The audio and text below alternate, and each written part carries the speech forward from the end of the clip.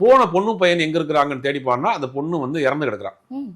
ஒரு bus stand பாத்ரூம்ல கல்யாண பட்டு போட்ட வயசோட இறந்து கிடக்குறா. அதை விசாரிக்கிறப்ப யாரு இந்த பொண்ணு, எப்படி இறந்துச்சு, கூட்டு போனது யாரு அப்படின்னு அந்த இன்வெஸ்டிகேஷன் போயிட்டே இருக்கு.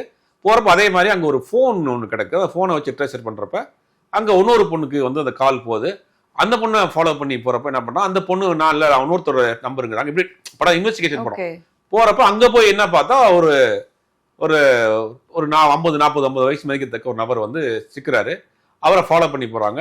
அவரை ஃபாலோ பண்ணி போனோடனே அவர் சொல்றாரு, நான் தான் பண்ணேன், கிட்டத்தட்ட 30 கொலை பண்ணியிருக்கிறேன் அப்படிங்கிறாரு. அவருடைய ஸ்டைல் எப்படி அப்படின்னா, யாராவது இந்த 20 வயசுல இருந்து 30 வயசு இருக்கக்கூடிய கல்யாணமாகாத பெண்கள், வசதி வாய்ப்பு இல்லாத பெண்களை காதல் வயப்படுத்தி தன் பக்கம் கல்யாணம் பண்ணி அவங்களோட குடும்பம் நடத்திட்டு அவங்கள வந்துட்டு இந்த குழந்தையெல்லாம் கருவாகாம இருக்கிறதுக்காக நான் வந்து கருத்தடை மாத்திரை கொடுக்குறேன்னு சொல்லிட்டு அதோட சைனட் கலந்து கொடுத்து